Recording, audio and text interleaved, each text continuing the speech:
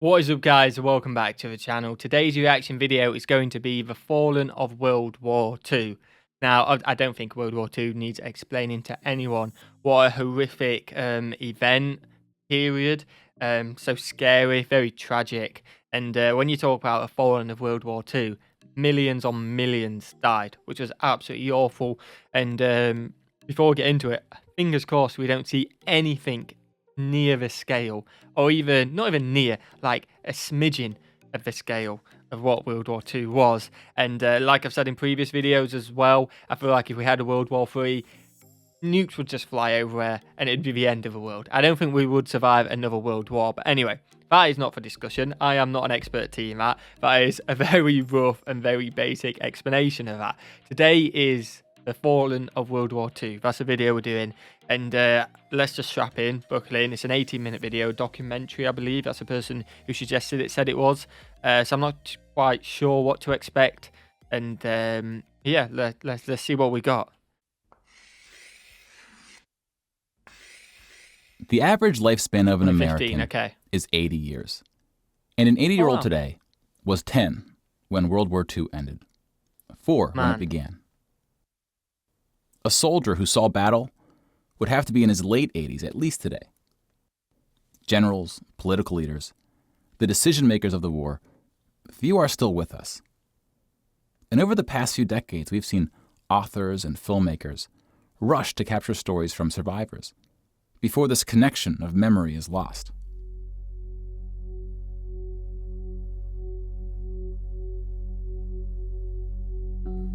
This project is not about individual war stories, and it's not about survivors. We're going to tally up the tens of millions of people whose lives were cut short by the war, and see how these numbers stack up to other wars in history, including trends in recent conflicts. Okay.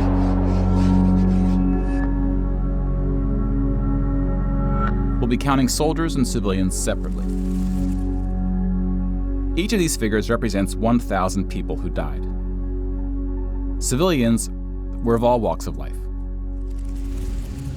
whereas military deaths were almost entirely men. The average age was about 23.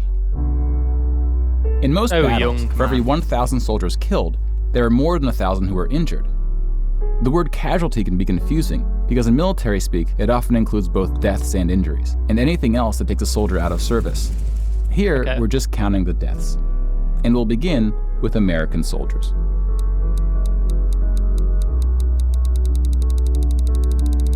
These are thousands as well, man. Each one's 1,000. Over 400,000 died. Oh my God. Most of the deaths occurred in the European theater, fighting the Nazis. And about a quarter were in the Pacific, fighting the Japanese. When you put them on the timeline, you see that casualties were the heaviest at the end of the war. The war began on September 1st, 1939. Yeah, that's mad as well. I don't want to post too much in this, but you can see, like, at the start, the US just wasn't involved at all. And then Pearl Harbor, which we have done a video on, that's when it starts. And again, well, it's not needless deaths because it was a war and they entered it. And it is just awful to see the deaths. So, and I just want to say, I didn't say at the start, huge respect. And hopefully this is as respectful as possible to anyone who fought in there, anyone, a survivor, just anyone who's been through it or is traumatized or is... Right, it affects us all, if that makes sense. I don't want to be disrespectful is what I'm trying to say. We won't pause too much, but this is mental, man. And this is already, you can tell it's going to be a good video. But the US wasn't willing to join the fight until Pearl Harbor, 2 years in. Yep. The deaths increased drastically on D-Day, when the Allies invaded Normandy. One of the most tragic moments of the war was on D-Day at Omaha Beach, where 2,500 Americans fell. In one day, man. So about the same number of US soldiers died on this single beach landing as the entire 13 years of the recent war in Afghanistan. The bloodiest battle in the Pacific was Okinawa, which lasted 82 days, during which 12,500 Americans died. About 5,000 of these deaths were at sea from kamikaze attacks. Now let's look at some other countries, starting with Europe.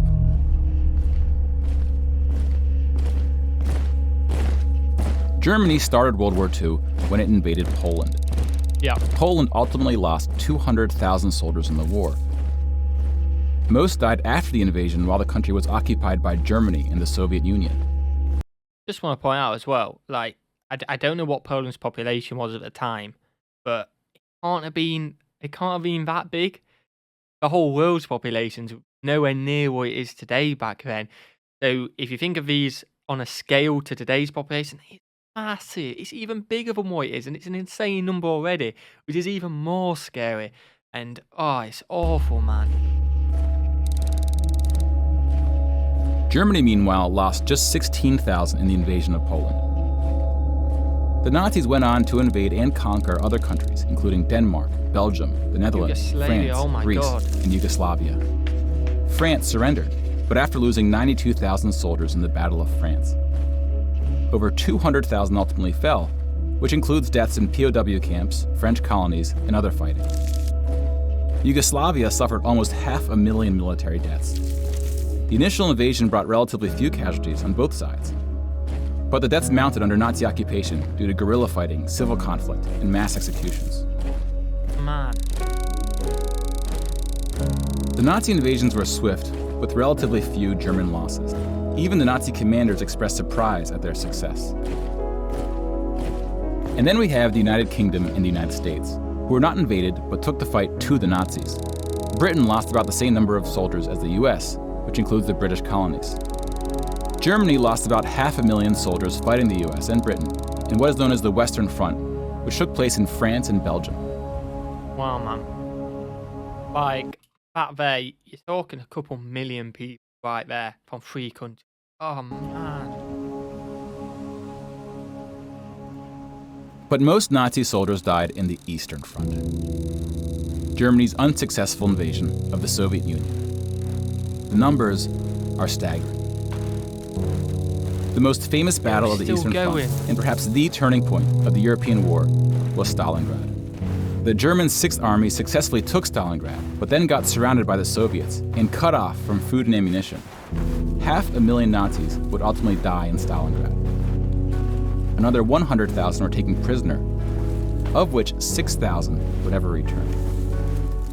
POWs had a low survival rate throughout World War II, and it was particularly grim in the East. When you include these POWs, roughly the same number of Germans died in Stalingrad as all the Western Front fighting against France, the UK, and the US. And though Stalingrad was a victory for the Soviets, they suffered almost twice as many losses as Germany.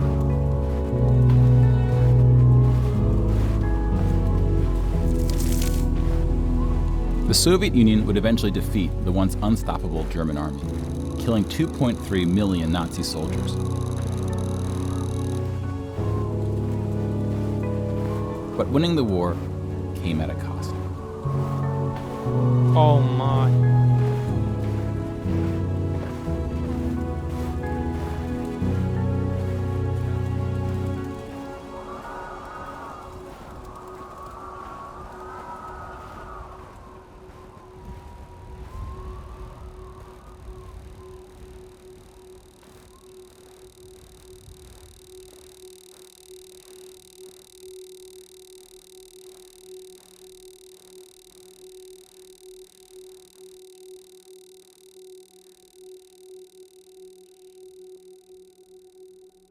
8.7 million is the official tally by the Russian military. What can you say to that? Like, I know I said at the start, and his video is actually getting to me a little bit as well, which I didn't expect it to. Millions and millions of people died. I understood it was in the tens of millions. But when you've only kind of learnt about it when you're a bit younger, messing about in history class and stuff like that, it kind of goes over your head. Only when you go, this person's worth 1,000. You see it like that. It's put in front of you, man. Oh my God, that is absolutely awful. A hotly disputed number. Some studies have calculated as many as 14 million dead. To complete the count of European military deaths, we need to add German deaths from other fronts, including the North and Africa, as well as deaths from other Axis powers allied with the Nazis, Hungary, Romania, and Italy. When you put these European military deaths on the timeline, it looks like this. You can now interact with the chart to learn more. Pause the narration if you would like more time. Oh, you got to visit the site. Do you know what? I am going to do that in my own time because it is mind blowing. It's seeing like this, definitely.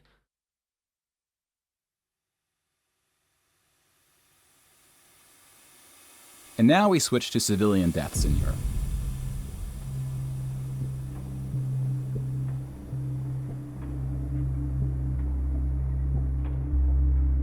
Six million Jewish people were killed in the Holocaust. Awful. If you separate this by country, you see that about half, 2.7 million, were Polish. 700,000 were Soviets, followed by Hungary and 17 other countries.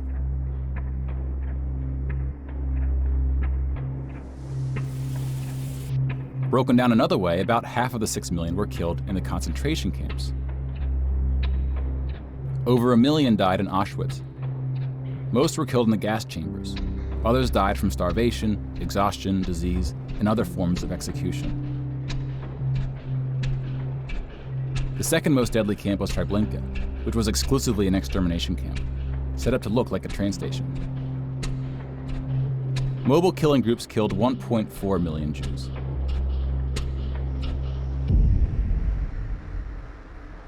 Like with the gas chambers, men were killed first to reduce the risk of revolt.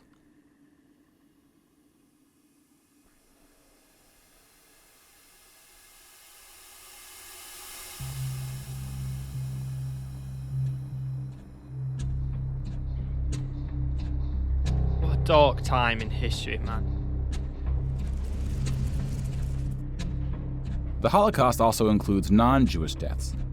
Between 130,000 to 500,000 Roma, then called Gypsies, were killed. The numbers are disputed.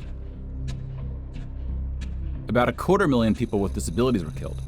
Homosexuals, Catholics, and other groups were also exterminated, but their numbers were relatively small. Some historians say that other civilian deaths should go under the label of Holocaust. About 2 million non-Jewish Poles were killed under German occupation, some of which were sent to the gas chambers at Auschwitz. When you combine civilian and military deaths, over 16% of the total Polish population died in World War II, which is the 16% of a population. It is. I know I keep repeating myself, but mind blowing. These numbers are absolutely mind blowing. It's so scary. highest percentage of any country. And awful. But not the highest in total death count. The Soviet Union again tops that list, losing at least as many civilians as it did soldiers, somewhere between 10 and 20 million. A particularly dark moment for the Soviet Union was the siege of Leningrad, now St. Petersburg. German forces surrounded Leningrad before civilians could be evacuated.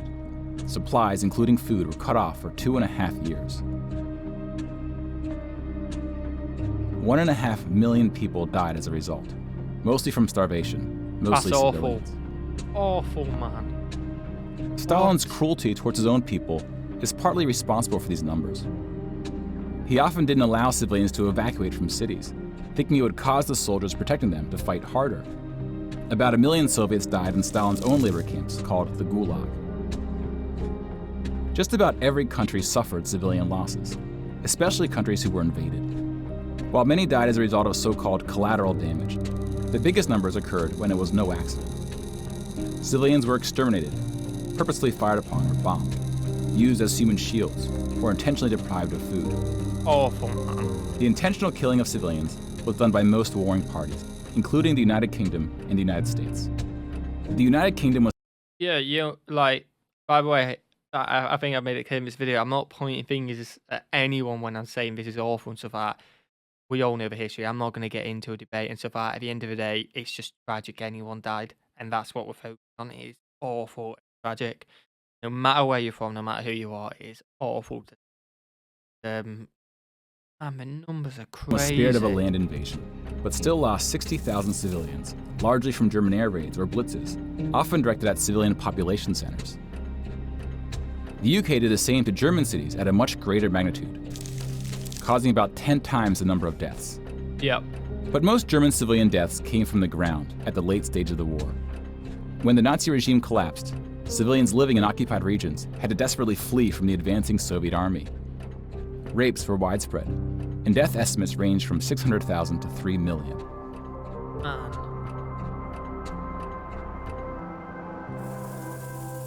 Let's step back and see where we are with the totals. We just counted about 20 million civilian deaths in Europe. If you add this to the European military deaths we already covered, it brings us to over 40 million. Then we have the Asian theater. Here we see the vast majority of military deaths in Asia came from China and Japan. On the civilian side, about 6 million deaths from China, Indonesia, Korea, Indochina, and the Philippines can be attributed to Japanese war crimes, which are sometimes compared to the Nazi atrocities due to the sheer scale of the cruelty. Oh wow, never knew that. China had the second highest death count after the Soviet Union. And like the Soviets, the Chinese government demonstrated a stunning willingness to sacrifice its own people. Chinese nationalists opened the dike at the Yellow River, hoping the flood would halt the Japanese advance. 500,000 Chinese civilians or more were killed. Oh man. Which is 2 or 3 times the number who died in all countries in the 2004 Asian tsunamis. But the invasion of China only cost Japan 200,000 soldiers. Most were killed fighting the US and allies in the Pacific War. Again, it only that amount. It's like, what? It's an insane amount, and that's only. Come on. A significant portion of Japanese civilian deaths were caused by American firebombing and the 2 nuclear attacks. Contrary to official US statements, these airstrikes were directed at civilian populations, not military targets. When you add all the deaths outside of Europe, it brings us to a grand total of 70 million for the war, give or take depending on who's counting and what civilian deaths get included. More people died in World War II than in any other war in history. For comparison, here are 20 or so of the very worst wars and atrocities we have on record. Some of these are more of atrocities than wars, but we've seen how that distinction can get blurry. Some of these spanned across centuries. World War II had the highest body count, and it all happened in just 6 years. 70 million is... Man. The world's population has grown significantly since the earliest atrocities on this list. If you want to compare them in terms of what percentage of the world died, we can adjust the chart to look like this. This rough approximation tells us there may have been more devastating wars before World War II, proportionally speaking. On a scale, which makes sense, but still, 70 million people is ridiculous.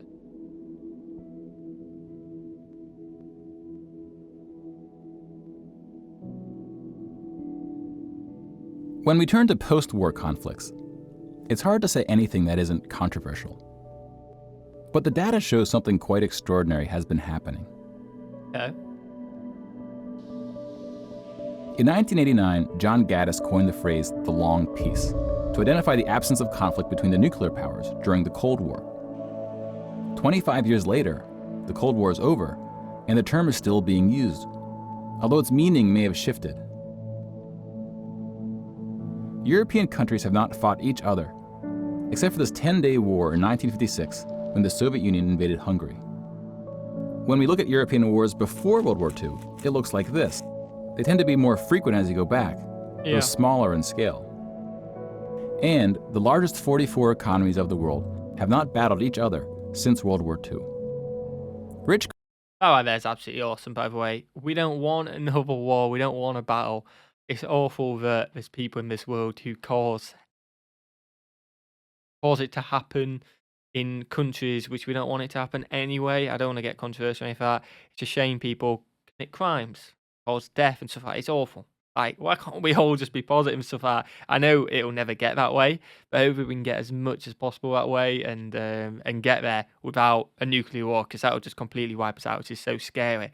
And it must, like, surely now everybody knows the power everybody has. No one can properly gain power, I guess, because it could just all be over. Like, just stick to your own things.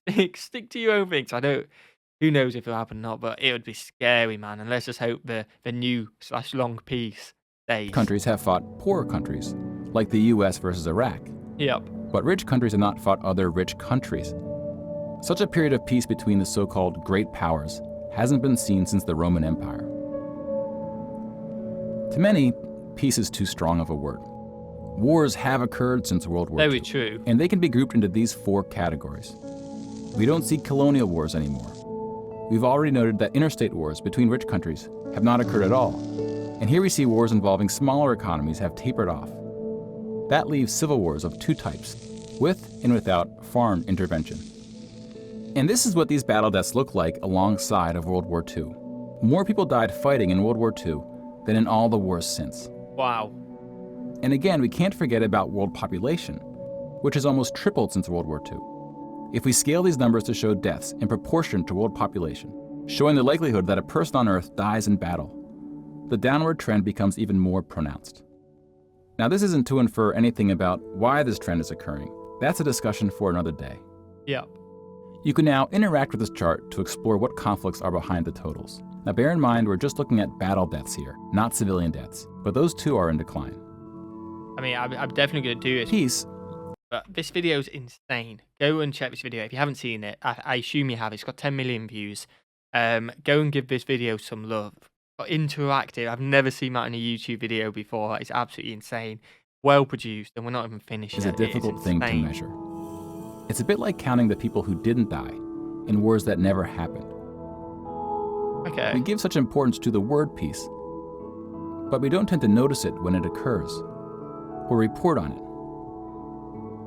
Sometimes it takes reminding ourselves of how terrible war once was to see the peace that has been growing around us. Definitely, man. Let's be happy. Of course, Let's this all be trend positive. may not continue, and it's not clear how looking at these charts can help us make the right decisions to ensure that it does. But the longer the long peace grows, the more significant it becomes. Definitely. So if watching the news doesn't make us feel hopeful about where things are heading, watching the numbers might. I love that, man. I absolutely love that.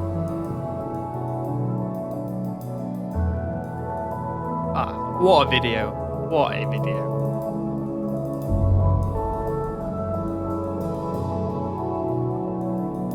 That is the end of it. Go, like I just said, go and check this channel out. That is an insane video. Fantastic positive message at the end there. But yeah, huge respect to anyone who was involved in World War II, and I hope you're all okay. And tragic events. Awful. Fingers crossed, guys. We go at least our lifetime and maybe our grandkids' lifetime, so that are all happy, positive, and no mega war which forces us into putting our jobs, basically uprooting our lives, and basically be ready to die, which is so scary. So fingers crossed, guys. It's on a positive message at the end. I absolutely love that. Video was absolutely insane. Thank you for suggesting it, guys. I definitely do need to do more of your guys' suggestions when it's a bit like, oh, I ain't done that before, let's check it out, because this was insane. If you're new around here, I'd appreciate if you hit that subscribe button. We've got so many videos coming to do with potential for war and stuff like that, and the whole battle between the United States and Japan and stuff like that. There's quite a few videos on that which I want to do, oversimplified, so many videos, general stuff. Just hit that subscribe button, guys. You're absolute legends, and I will see you guys in the next one. Peace.